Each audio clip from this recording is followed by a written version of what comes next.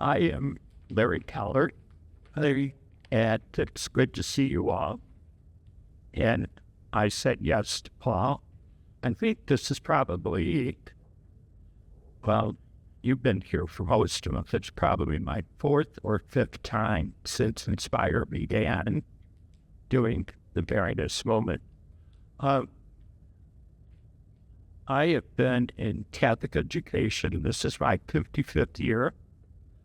I was principal of the awning for 16 years, principal of Cardinal Ritter Prep in North St. Louis for 5 years, principal of John Paul II High School in Slidell, Louisiana for 9 years, principal of Unity Catholic. I'm a south side of Chicago. And as I told the guys from the awning when I thought I was retiring, that I did not teach Jesus in the temple, even though I've been around. My hometown is Chicago. I was up there over the weekend, and it is Pope Leo grip wherever you go, you know. But my favorite sign, Paul knew I was going to do this because I'm a diehard Cub fan. And on Interstate 55, headed out of Chicago, it says Popes, Chicago 1, St. Louis 0.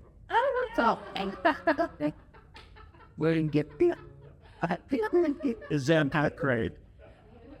By the way, if you're driving the other way towards Milwaukee, it says Popes, Chicago 1, Green Bay. So anyhow, this Marianist moment, I've given history of the terminology Marianist moment because it started at our high school on Villa Angela St. Joe in Cleveland. And it was actually called Marianist Mondays, and other people wanted to do it, so it got switched to just the term Marianist moment. And what was Marianist moment? Mondays, it was where a teacher would get on the PA and say how they've been personally touched by the Marianist charism and why they choose to be in that Marianist school to teach this. When I retired from the awning, I was home for 2 weeks, and then Marianist asked me if I would accept working in the Office of Education.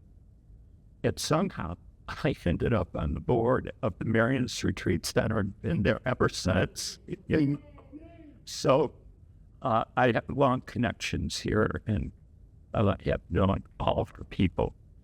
So what I thought we would do, because we just exited the month of May, which was Mary's month, I thought maybe we'd raise the question, who is she? And who is she to you? Is she our Blessed Mother? Is she Our Lady? Is she the Virgin Most Faithful? Is she Mama Mary? Is she Beautiful Lady? Is she Mother? Is she Dearest Mother? Is she Gentle Mother? Is she the Lady of this place?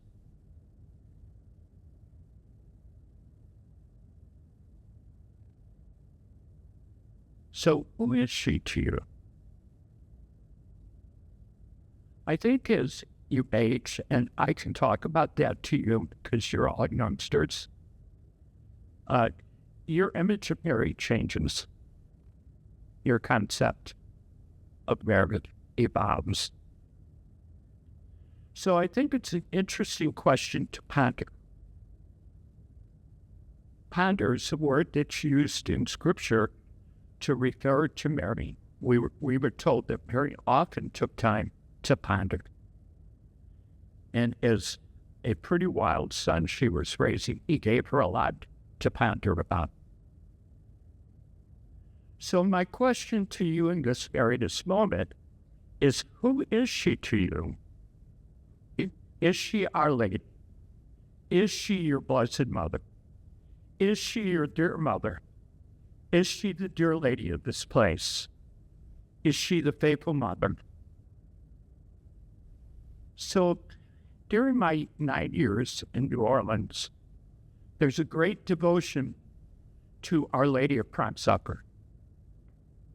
And the tradition of Our Lady of Prompt Succor, you may or may not know, the longest existing Catholic high school in the United States is Ursuline Academy.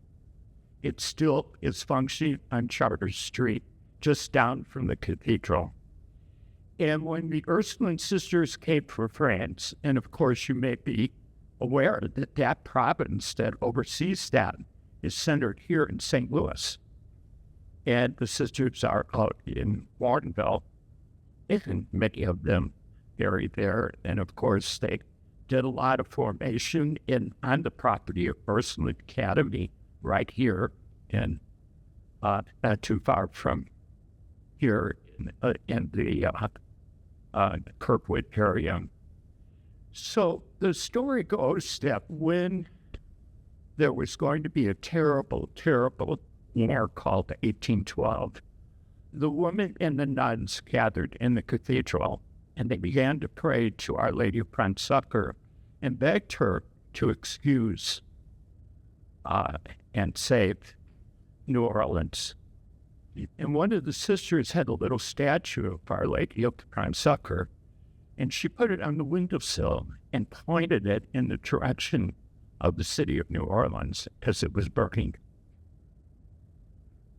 And then the sisters and the women fled.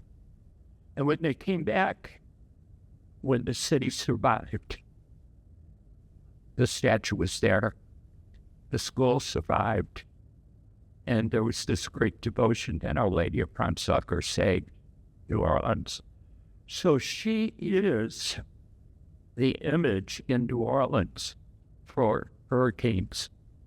People put Our Lady of Prompt Succor on their windowsills in their homes to protect it during hurricanes. So that's what is meant by, is she the lady of this place?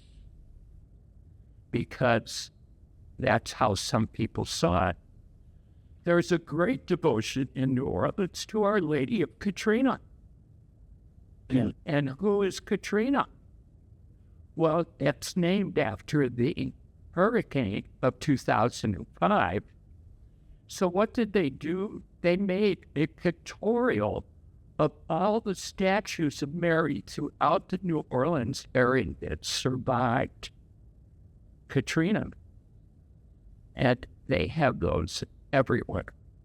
And some local artisans even did on walls of the city colorful pictorials of Our Lady of Katrina to save the city. In our Marianist world, we have so many different Marianist feasts, and it's hard to keep up. A big one was just this last Saturday, Our Lady of Visitation. So we, and our beloved Paul from here, yes, Paul, I said your beloved, but he just recently visited Saragossa.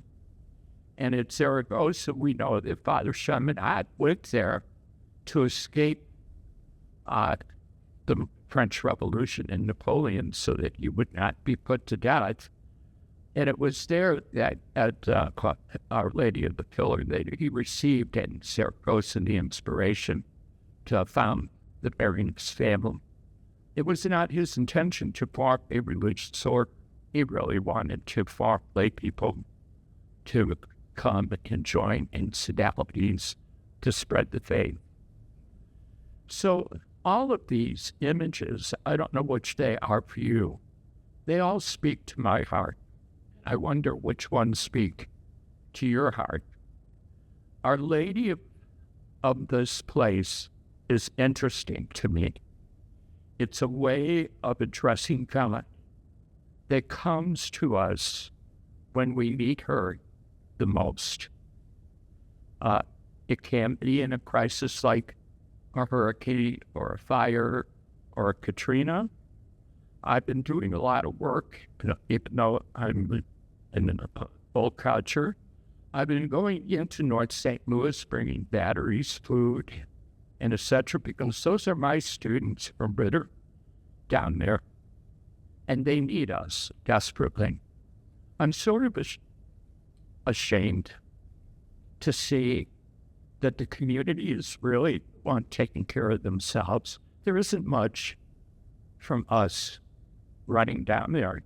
I've gone to businesses here in Eureka where I live, and they've given me food to bring down into North St. Louis to see how thankful people are at receiving water, because they're trying to protect what little they have, so they sleep on their front lawns, and there's no running water. So just to drink water, and the concern is now that the heat is coming. So my prayer is when I go there, I say, Our Lady of North St. Louis, Our Lady of North St. Louis, help FEMA send the money that needs to go to take care of these people. Our Lady of North St. Louis. If you don't know Our Lady really well, she's waiting to hear from you. Talk to her. Entrust your heart to her. She will hold it with you in your most difficult times. Reach out to her. Ask her for her care and guidance. She'll walk with you through the joys of life, but she'll especially be there with you in the suffering. She who stood at the foot of the cross, Father Chaminad's favorite image of Mary. Mary and John at the foot of the cross. She knew suffering, and she knew what she was called to do. Dearest Mother Mary, we are your children. Look upon us with your favor, your loving gaze. Come, Lady, to this place, to Our Lady of the Marianist Retreat Conference Center. One of the things I think Paul and Jen have done here with the staff, with the board, is really begin to reignite the mission of this place, but also its dedication to Mary. And so with that, I get it, but I have one last thought for you. It hit me when I was driving in here and seeing all the wonderful new sub-8s that are on the property. And you see the Brother Mel walkway. Thursday is the anniversary of his birth, Brother Mel. Thank you.